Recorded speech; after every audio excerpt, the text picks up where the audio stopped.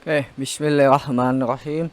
Assalamualaikum warahmatullahi wabarakatuh. Perkenalkan, nama saya M. Khairul Insani dengan NPMG 1/19/10. Pada kesempatan kali ini saya akan membuat tugas instrumentasi biomedis. Yang pertama itu adalah sistem sirkulasi pada manusia. Sistem sirkulasi pada manusia dibagi menjadi dua, yaitu jantung dan pembuluh darah. Jantung adalah yang memiliki fungsi anatomi, yaitu sebagai alat atau organ pemompa darah pada manusia. Yang kedua adalah memompa darah ke seluruh tubuh dan menampungnya kembali setelah dibersihkan organ paru-paru. Jantung memiliki fisiologi, yaitu bekerja melalui mekanisme secara berulang dan berlangsung terus-menerus yang juga disebut sebagai sebuah siklus jantung, sehingga secara visual terlihat atau disebut sebagai denyut jantung. Melalui mekanisme berselang-seling, jantung berkontraksi untuk mengosongkan isi jantung dan melakukan relaksasi guna pengisian darah. Secara siklus, jantung melakukan sebuah periode sistol, yaitu periode saat berkontraksi dan mengosongkan isinya atau darah. Mengosongkan isinya yaitu darah.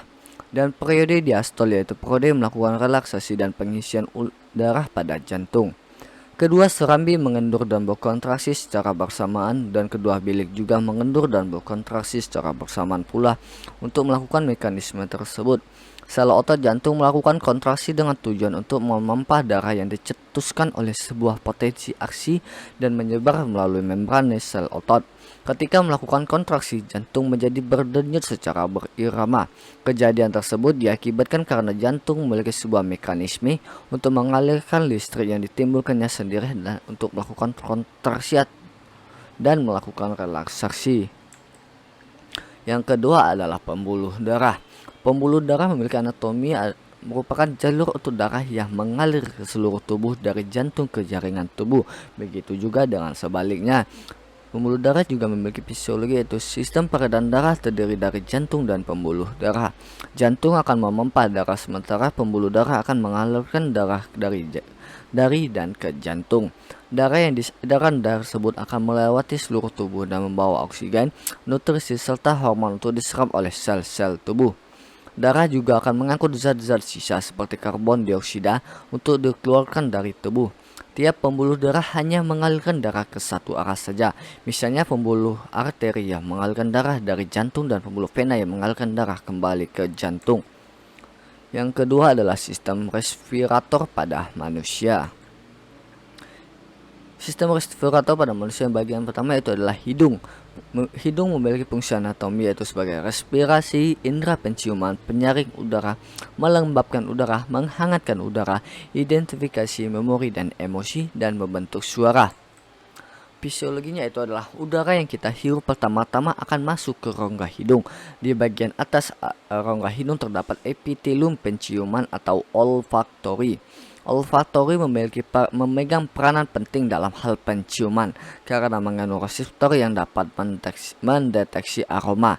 Setelah berhasil mengenali bau, reseptor mengirim sinyal ke saraf penciuman dan dilanjutkan ke bulbus olfaktorius, olfactory bulb.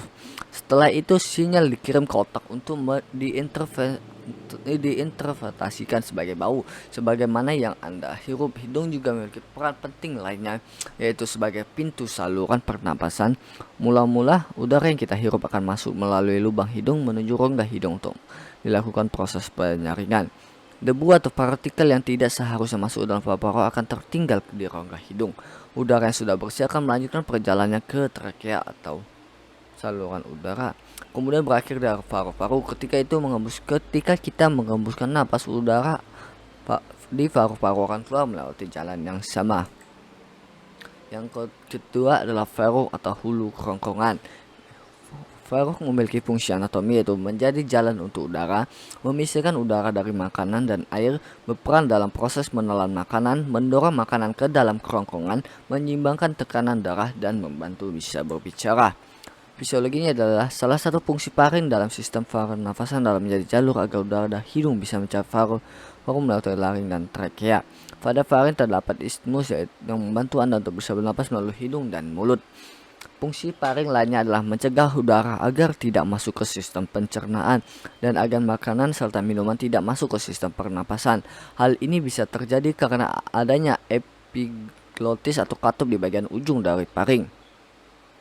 Otot-otot yang terdapat paring membantu Anda dalam menelan makanan yang dikonsumsi. Otot-otot tersebut dapat melebar dan mengangkat laring yang membuat Anda bisa menelan makanan. Inilah fungsi faring lainnya.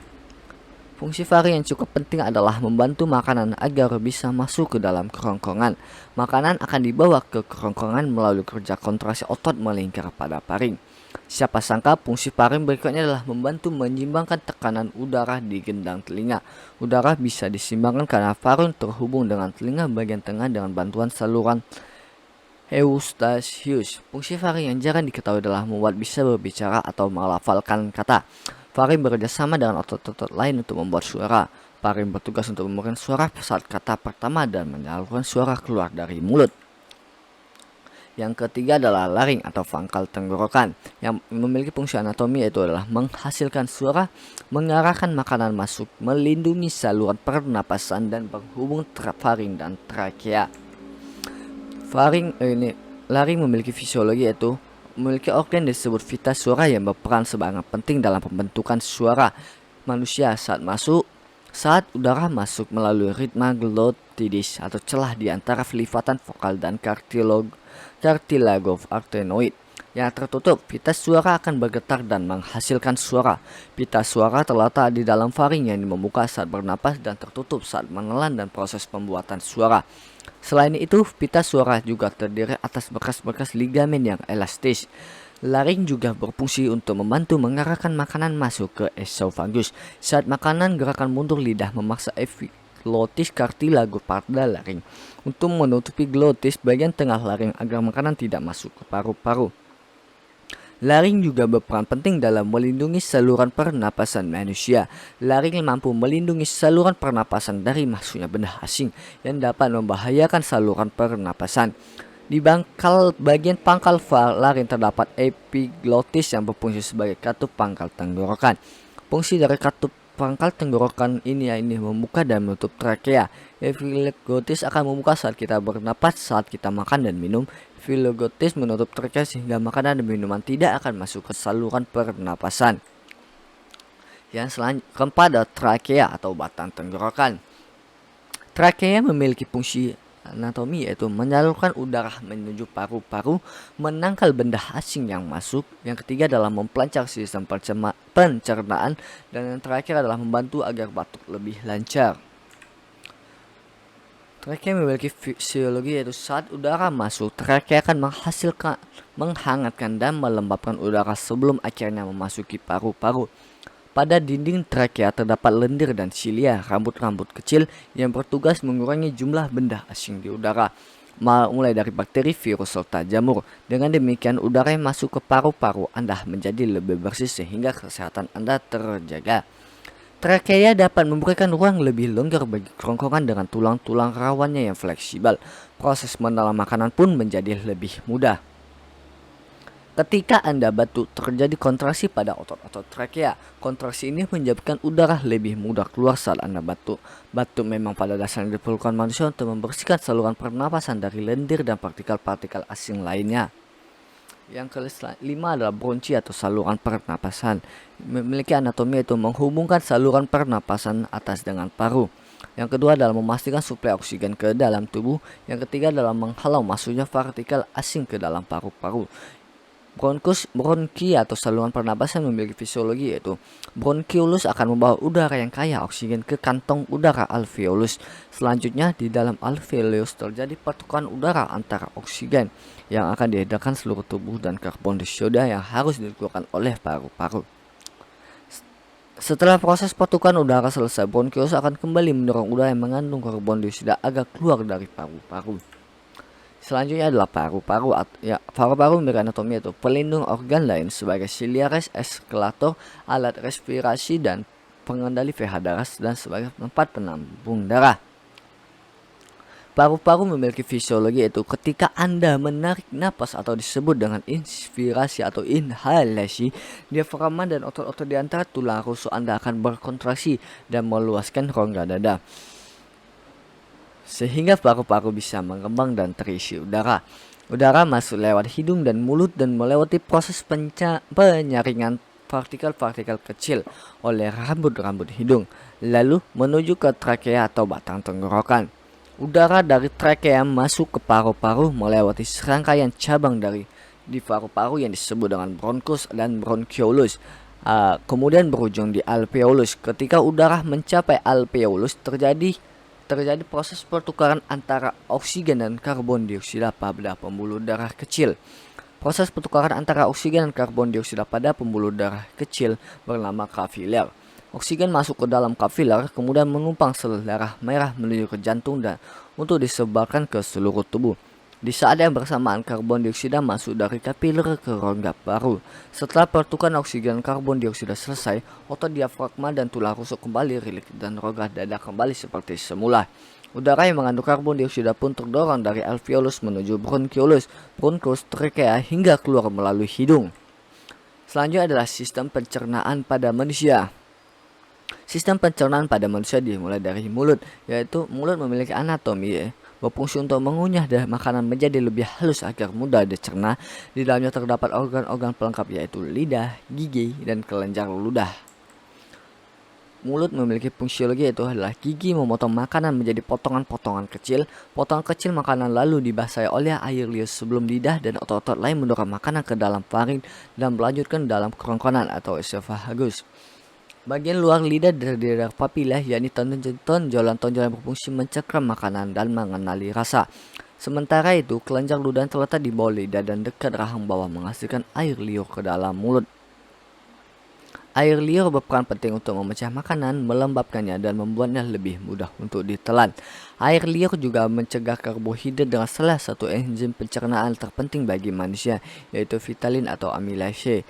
Gerakan lidah dan mulut mendorong makanan ke belakang tenggorokan pada persimpangan antara tenggorokan dan kerongkongan. Terdapat katup bernama epiglottis yang mencegah makanan masuk dalam sistem pernapasan. Yang kedua adalah kerongkongan. Kerongkongan memiliki anatomi yaitu sebagai saluran. Ini merupakan jalan bagi makanan yang telah dikunyah dari mulut menuju proses pencernaan selanjutnya di dalam lambung. Fisiologinya itu adalah otot-otot kerongkongan memindahkan makanan dengan gerakan peristaltik. Ini adalah kumpulan kontraksi dan relaksi otot-otot yang menimbulkan gerakan seperti gelombang sehingga makanan terdorong masuk menuju lambung. Pada ujung kerongkongan terdapat atau otot-otot berbentuk cincin. Otot-otot ini memungkinkan makan untuk masuk ke lambung dan kemudian menutupnya untuk mencegah makanan cairan naik kembali ke kerongkongan. Selanjutnya adalah lambung. Lambung yaitu memiliki anatomi sebagai lambung memiliki 3 fungsi utama dalam sistem pencernaan manusia. Fungsinya yakni menyimpan makanan dan cairan yang tertelan, mencampur makanan dan cairan pencernaan yang diproduksinya, serta perlahan-lahan mengkosongkan isinya ke dalam usus kecil. Fisiologinya itu hanya zat-zat tertentu yang dapat diserap langsung oleh lambung. Sementara itu, zat gizi dari makanan harus menjalani proses penguraian dahulu. Dinding otot lambung melakukan proses ini dengan mencampur dan mengocok makanan bersama asam dan enzim. Makanan diolah menjadi bagian-bagian kecil dalam bentuk setengah padat yang disebut kim. Setelah proses pencernaan selesai, kim akan dilepaskan sedikit demi sedikit melalui otot-otot berbentuk cincin yang disebut sphincter pylorus. Sphincter pylorus terletak pada perbatasan antara lambung bagian bawah dan bagian pertama usus halus yang disebut duodenum atau usus 12 jari.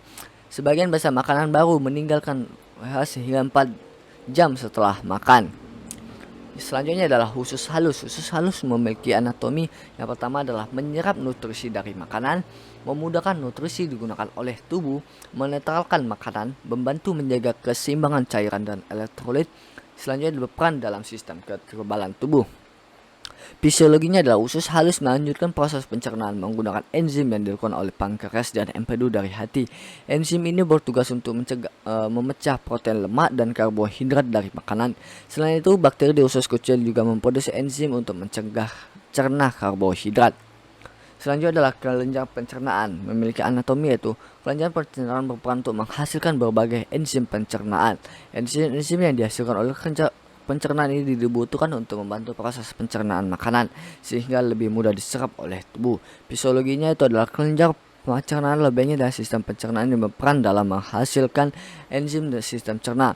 Enzim pencernaan berguna untuk membantu proses pencernaan makanan sehingga lebih mudah diserap tubuh hingga pembuangan limbah dan kontaminan. Selain organ pencernaan juga berperan penting dalam proses pencernaan. Pankreas yaitu memiliki anatomi dua, yaitu fungsi ekstorin dan fungsi endokrin. Fungsi ekstorinnya adalah begitu makanan dicerna dalam lambung, kelenjar pankreatik akan melepaskan berbagai hormon amilase, lipase, dan tripsin. Hormon-hormon ini dialirkan melalui saluran khusus lalu bertemu dengan cairan empedu sebelum akhirnya sampai pada usus 12 jari. Selanjutnya adalah fungsi endokrin. Hormon endokrin yang dihasilkan pankreas adalah insulin serta glukagon. Keduanya saling bekerja untuk menyeimbangkan kadar gula darah dan energi Anda. Ketika gula darah Anda naik, sel-sel pankreatik akan mulai mengirimkan hormon insulin untuk menurunkan gula darah. Glukosa terlebih-lebih dalam darah Anda kemudian diubah menjadi cadangan energi berbentuk glikogen. Glikogen disimpan sementara di dalam hati dan otot. Begitu gula darah turun dan tubuh kekurangan energi, sel-sel pankreatik akan membentuk glukagon. Hormon ini membuat glikogen menjadi glukosa, sumber energi utama tubuh. Fisiologinya adalah keseimbangan metabolisme tergantung pada pemilihan glukosa darah pada konsentrasi yang dekat dengan titik pasang, yaitu sekitar 90 mg atau 100 ml pada manusia. Ketika glukosa darah melebihi kadar tersebut, insulin dilepaskan dan bekerja menurunkan konsentrasi glukosa. Ketika glukosa darah turun di bawah titik pasang, glukagon meningkatkan kontraksi glukosa. Melalui umpan balik negatif, kontraksi glukosa darah menentukan jumlah relatif insulin dan glukagon yang disekresikan oleh sel-sel pulau Langerhans. Baik insulin maupun glukagon mempengaruhi kontraksi glukosa darah melalui berbagai mekanisme. Insulin menurunkan kadar glukosa darah dengan cara merangsang hampir semua sel tubuh kecuali sel-sel otak untuk mengambil glukosa dari darah. Sel-sel otak unik karena dapat mengambil glukosa dari darah tanpa insulin. Sebagai akibatnya, otak mempunyai akses terhadap molekul bahan bakar di setiap saat.